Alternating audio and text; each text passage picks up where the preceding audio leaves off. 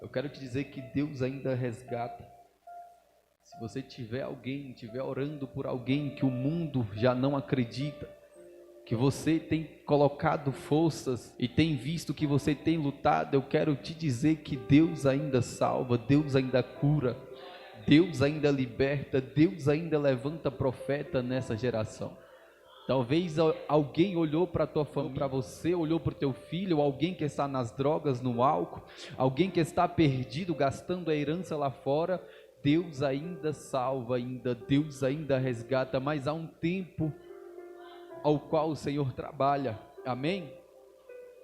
Foi me passado um tema, Salmos, capítulo 107, versículo de número 14, eu quero compartilhar com os irmãos a palavra, Salmos no capítulo 107, versículo 14, glória a Deus.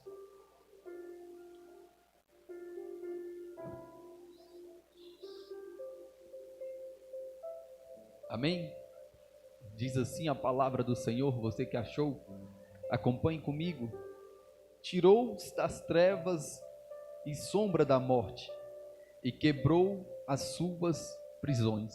Esse é o tema, amém? Pode sentar, dando glória a Deus. Meus irmãos, a palavra do Senhor, ela é interessante porque ela tem poder para fazer coisas grandes nas nossas vidas. A palavra de Deus, a Bíblia nos fala que ela é viva e eficaz. É a palavra de Deus que levanta o caído. É a palavra de Deus que traz a cura a quem precisa de cura, ou seja, o enfermo. É a palavra de Deus que diz quem eu sou e quem eu não sou. É a palavra de Deus que lá no princípio o próprio Deus criou o homem, a sua imagem e semelhança e nos deu tudo que nós temos hoje, mesmo com a desobediência do homem, mesmo o homem tendo caído, tendo desobedecido a Deus. Uma coisa a Bíblia me ensina, pastor, que Deus nunca mudou a fidelidade dele para com o homem. A Deus nunca mudou a fidelidade dele com a minha e com a sua vida. Nós somos rebeldes, nós somos desobedientes. Outrora nós estamos na casa do Senhor, mas outrora estamos perdidos lá no mundo. Outrora estamos adorando a Deus aqui, mas outrora a opressão me pega e me joga lá nas trevas. Outrora estou dizendo que Deus é tudo na minha vida, mas pela minha falha, outrora eu estou perdido também. Mas eu quero dizer que Deus nunca mudou a fidelidade dele com ninguém. Eu quero dizer para você que está fiel nesta campanha, que Deus, ele é bom e ele vai realizar aquilo que ele prometeu na tua vida, porque a promessa de Deus, quando ele fala, ele cumpre. A promessa de Deus, quando ele fala, ele tem um tempo para entregar. A Bíblia diz que Naamã foi curado no 7º mergulho, não foi no primeiro. É por isso que uma campanha de 7 dias, Deus pode entregar a vitória tanto no primeiro quanto no 7º. A Bíblia diz que a muralha de Jericó, ela não caiu na primeira volta, mas ela caiu na 7ª volta, quando o povo obedeceu a Deus, e Deus vai te dar mais 7 voltas louvando, ou seja, espera aquilo que Deus te prometeu, adorando e exaltando o nome dele, porque Deus não gosta de murmurador, Deus não gosta de pessoas que está vendo o que Deus está fazendo e não acredita. Deus não olha para os incrédulos, Deus não olha para quem tem fé, não tem fé. Deus não precisa mostrar para mim, para você, que ele cura, que ele faz, que ele salva, que ele opera. Deus não precisa mostrar isso, porque Deus, ele é imutável. Mas eu vejo que Deus tem 3 olhos, e os olhos de Deus, pastor, é onisciência, onipotência e onipresença. Deus não precisa mostrar, porque é onipresente. Deus não precisa fazer no seu tempo, porque ele é onipotente. Deus não precisa descer lá e entrar no meio da igreja e mostrar que ele é Deus, porque a onipotência, a onisciência e a onipresença dele te alcança aonde você for. Irmão, o que você quer dizer com isso? O tema nos fala sobre uma libertação. Que libertação é essa? Dos cativos. O Salmo 107 não tem uma data ao qual foi escrito. Mas estudiosos dizem que ele foi escrito pós-exílio babilônico. Que exílio foi esse? Quando a Babilônia pega os israelitas e levam a cativo. E ali há pessoas ao qual Deus olhou e separou. Nesse cativo não tinha só aqueles que desagradavam a Deus, mas tinha também pessoas ao qual Deus olhava e sentia graça, porque a Bíblia diz que quando Deus olha para Noé lá no início, ele achou graça sobre a vida de Noé. Quando Deus olha para Abel também lá no princípio, a Bíblia diz que Deus achou graça sobre Abel. Mas quando as coisas ao qual a Bíblia nos relata acontecem, o povo começa a desagradar a Deus. Desagradar como? Fugindo da presença de Deus. Como que desagrada a Deus? Desobedecendo a Deus, como Jonas fez quando Deus fala vai para Tarsis, Nínive, ele desce ali e faz aquela coisa toda fugindo da presença de Deus. Eu quero te dizer que muitas vezes o cativo ao qual muitos vivem é pela desobediência, é por não esperar, é por não acreditar naquilo que Deus pode fazer. Aquele povo estava cativo, mas Deus ainda olhava no meio daquele povo e tinha alguém como Daniel, e tinha alguém como, oh glória, Sadraque, Mesaque, Abednego. Deus olhava para aquele povo no cativo e tinha alguém ao qual ele agradava. Mas quando eu olho para a palavra de Deus, a Bíblia diz que o povo clamava ao Senhor na angústia, e Deus livrou na sua necessidade. Eu conheço um Deus que ele é imutável, mas um Deus que ele se manifesta na sua necessidade. Se precisar de providência, tem um Jeová Jireh para prover na tua vida. Se precisar, tem um Deus Efatá para operar na tua necessidade e curar você. Deus também é Elohim, El Shaddai. Qual a tua necessidade? Deus está olhando para um povo que tem necessidades, mas um povo que só sabe pedir, ao qual Deus conhece a necessidade. Mas quando eu clamo a Deus, ao qual Jeremias vai dizer, clama a mim e eu respondeste-ei. As coisas firmes e ocultas que não sabe, Deus está dizendo, na tua necessidade você tem que gritar, porque você tem que clamar o Deus que pode resolver o teu problema. Mas na geração de hoje, quantas pessoas são incrédulas e não acreditam no que Deus pode fazer? O tema é quebrando as algemas. A primeira algema é um coração endurecido. Não tem como receber de Deus se o teu coração é endurecido. Foi falado nesta noite que o profeta aponta o dedo na tua cara e entrega aquilo que tem que entregar. Então eu quero dizer para você nesta noite que está com o seu coração de pedra, Deus pode transformar em um coração de carne, mas a escolha é tua, se é pelo amor ou se é pela dor. Deus tem dado, assim diz o Senhor nesta noite, oportunidades aqui, mas a oportunidade já está findando o tempo. O amor ainda está sobre a vida, assim diz Deus para alguém nesta noite. O amor ainda está na tua vida, mas quando a minha justiça chegar, ai daquele que pedir misericórdia, porque a oportunidade tem sido dada. A oportunidade e a misericórdia te alcançou nessa manhã, e não só hoje, mas os outros dias ao qual você vive. Mas a minha justiça vai chegar sobre a tua vida, assim como chegou na casa de Davi, porque tem, meu Deus, eu vou falar, porque tem feito, oh glória, aquilo que desagrada o coração de Deus.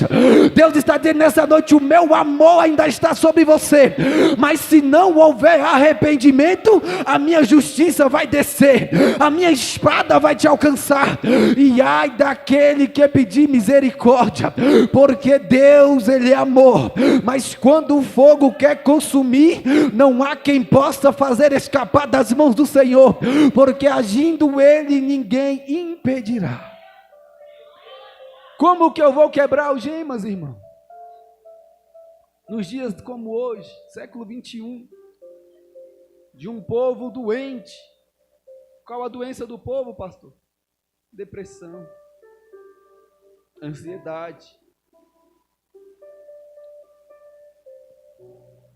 Aonde nós temos gastado tempos mais aqui e menos aqui. Eu li uma frase hoje que diz assim: se Deus me desse o mesmo tempo que eu dou para Ele, como seriam as nossas vidas? Se Deus me desse para mim o mesmo tempo que eu dou para Ele, será que a misericórdia ainda me alcançava? Será que os livramentos ainda me alcançavam? Será que a provisão de Deus ainda alcançava? Será que a presença de Deus ainda curava? Eu estou dizendo do tempo que vocês dão para Deus. Será que se Ele olhasse como recompensa lá de cima e falasse: eu vou entregar na mesma medida de tempo ao qual eles me entregam, eles me dão pouco, eu vou entregar pouco, será que a igreja ainda estaria aqui adorando? Será que se Deus olhasse para a igreja e falasse: eu vou entregar aquilo que Ele me entrega, será que essas portas estariam abertas e haveria um templo de adoração aqui? Será que se Deus olhasse para a minha oferta, haveria alguém adorando a Ele aqui nesta noite? Não. A Bíblia diz que Deus atentou para a oferta de Abel e não de Caim. Por quê? Por que que Ele fez isso? Porque é diferente de nós entregarmos sacrifícios a Deus. A Bíblia fala que nós somos sacrifício vivo. Quem tem sido você, irmão? Quem tem sido você? Tem clamado para que Deus possa quebrar algemas. Tem clamado para que Deus possa abrir as portas, queimar os carros no fogo, quebrar o arco, despedaçar a lança. Não adianta ser da boca para fora de alguém que não entrega para Deus aquilo que Ele quer que nós entregamos. Deus não deve nada a ninguém, mas nós não conseguimos pagar. É por isso que Deus não olha e Deus é imutável. É por isso que Deus pagou um preço, e um preço grande, um preço de cruz, um preço de sangue, para que eu e você aqui mesmo fraco, muitos mesmo cansado, pensando em parar, pensando em desistir, porque tem muitos, pastor, que falam: eu vou naquele culto, mas é a última vez. Nos dias que nós estamos vivendo é fácil e é normal ouvir isso: eu vou naquele culto, mas é a última vez. Por quê? Porque o pastor não me manda mensagem, porque a pastora não me visita, porque fulano é assim, fulano é assado. Ei, Deus está dizendo para você: levanta deste monturo, porque Ele te chamou e te deu um nome. Você não precisa de mãos humanas para caminhar. Deus te chamou pelo nome. Oh glória a Deus, te escolheu e te levantou para você fazer aquilo que ninguém quer fazer. O que, irmão? Dizer que Jesus cura, dizer que Jesus salva, liberta, transforma. Há muitos evangelistas por aí, mas eu ainda conheço um Jesus te ama que faz alguém chorar. Ah, mas o pastor não me visita. E o Espírito Santo é o que na tua vida? A graça que Paulo escreve é o que na tua vida? Como que eu quero que as algemas sejam quebradas se eu não estou abrindo o meu coração? Terra seca, para Deus operar. Como que eu quero algo de Deus se eu não entrego no altar?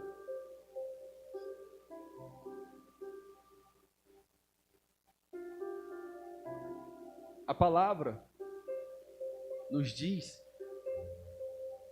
que Saul foi escolhido por Deus, mas também foi rejeitado por Deus. Mas a Bíblia nos diz que ele ficou no trono durante 38 anos. Não é isso, pastor? Mas Davi, ele foi ungido com 17 anos de idade.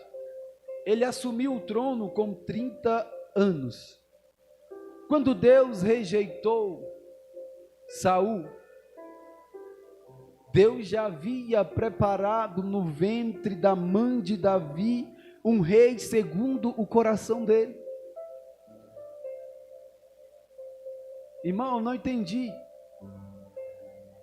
Tem gente querendo cadeiras, tem gente querendo cargos, mas a Bíblia também me diz que Davi, ele pega a coroa e começa a reinar. Mas a Bíblia me fala também de Elias, que por muitas vezes Deus chamou ele para que ele se apresentasse, mas por algumas vezes Deus falou com ele para que ele descesse também ao ribeiro, para que ele também se escondesse. O que eu quero dizer para você nesta noite? Há um tempo para tudo, irmão. Há tempo de Deus te honrar, há tempo de Deus entregar na tua vida aquilo que Ele já falou para você, há tempo de você se apresentar. Não queira se apresentar quando Deus está mandando descer, quando Deus está mandando se esconder, quando Deus está mandando ficar em Jerusalém. Não queira tomar o teu trono quando Deus está dizendo, não é o tempo ainda, mesmo que eu tenha rejeitado, o teu tempo de reinar vai chegar. Então espera em nome de Jesus. Como que uma campanha quebrando as algemas,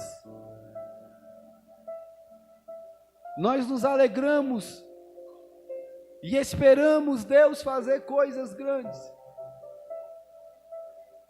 Tem gente que já entra na campanha com a convicção, Deus vai fazer, Deus vai abrir a porta, Deus vai operar, Deus vai dar livramento, e realmente acontece. Por quê? É o firme fundamento das coisas que nós não vemos, mas nós esperamos. Mas tem pessoas que entram sem propósito, tem pessoas que entram sem objetivo algum. Deus é a autoridade maior, Jesus é o objetivo central, e o Espírito Santo é quem revela. E por que eu quero entrar de qualquer forma na casa do Senhor, pastor? Por que eu quero vir de qualquer forma aonde tudo é organizado, aonde a Bíblia diz que sem sacrifício não há fogo no altar, que sem sacrifício Deus não entrega na tua vida aquilo que você está necessitando? Não adianta, a Bíblia diz, é melhor ser frio ou quente, porque morno ele vomita. Deus está dizendo isso, sabe por quê? Porque a Bíblia nos fala que quando alguém está com o coração voltado para a obra dele, Deus quebra muralhas, Deus quebra algemas, Deus abre a porta, Deus visita lá onde você não pode ir, porque para Deus nada é impossível, para Deus nada é impossível. Há muitas impossibilidades para o homem, mas para Deus não. Deus olha para o meu e para o teu problema e vai dizer, ei, para mim nada é impossível. Mas como que nós ouvimos barulho de correntes e de algemas? A Bíblia me fala que Paulo e Silas estavam adorando à meia-noite. Como? Preso, a cativo, açoitados. Quer fazer, irmão, a algema quebrar mesmo de verdade? Eles estavam na prisão, mas um olhou para o outro e falou, tu canta e eu oro.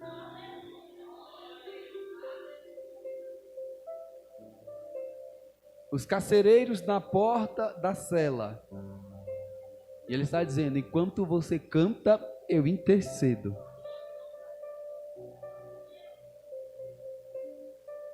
Como que a cadeia se quebra? É quando o louvor sobe e alcança as narinas de Deus com um cheiro agradável. É assim que a cadeia quebra, porque a Bíblia diz, à meia-noite houve um terremoto e a cadeia veio abaixo. Como que Deus quebra a algema, irmão? A Bíblia tem vários exemplos para poder nos entregar, para poder falar comigo e com você. Sabe como que Deus quebra a algema? A Bíblia me fala também, em 1 Pedro, no capítulo 2, no versículo 9, que nós somos geração eleita, sacerdócio real, povo escolhido, adquirido, que outrora não era povo, mas Deus chamou das trevas para uma maravilhosa luz. É assim que Deus olha para a igreja, como um povo escolhido, um povo separado, um povo santo, um povo sacerdócio, uma geração eleita, um povo ao qual Ele garante aquilo que Ele sempre falou. Se Deus te chamou, Deus te deu um nome, Deus deu um nome para a tua promessa, Deus deu um nome para o teu milagre, mas como que você tem se comportado, irmão? Será que você orou hoje? Eu não vim massagear a égua, eu vim entregar a palavra, é campanha, quebrando a algema. Será que você leu a Bíblia hoje? Será que você já jejuou pela campanha, pelo menos um dos 6 dias, 1 mês e 2 semanas? Não tem como, irmão, receber se não tiver lenha no altar. Não tem como receber se eu não estiver depositando no altar. Salmos 46, a Bíblia diz: aqueitai-vos e sabei que eu sou Deus. Mas o meio do salmo vai dizer: uns confiam em cavalos. E o salmista vai dizer o que? Eu confio no Senhor. Quer bênção para a tua casa? Volta o teu coração para Jesus. Volta a tua casa para Jesus. Quer que Deus liberta? Volta o teu coração. Ai, irmão, mas a minha vida é tão corrida. Eu acordo de madrugada e chego de noite. Depois que o véu se rasgou, irmão, não tem desculpa. Eu falo com o papai no banheiro, na cozinha, lavando louça, no ônibus, no trabalho, dirigindo, dormindo. Dormindo como, irmão? Que a Bíblia diz que quando a minha alma anseia por Deus, ela deita e descansa. Em paz eu me deito e em paz eu me levanto. Eu tenho certeza do Deus ao qual eu sirvo, irmão. Quem aqui tem necessidade, tem problema? Levanta a mão em nome de Jesus se você tem problema. Se você não tem, irmão, você está no lugar errado, você não está na terra. Se você não tem problema, você não está fazendo o que aqui, irmão, que você ainda não foi arrebatado? Sabe por quê que nós temos essas pelejas? É por causa disso. Percebe que o crente, ele só se volta para Deus quando ele está na pior fase. É por isso que o crente tem luta. É por isso que o crente tem peleja. Ele só se volta para Deus quando ele está nos piores momentos da vida dele. Mas mesmo como Deus fez em Israel, Ele ainda faz nos dias de hoje.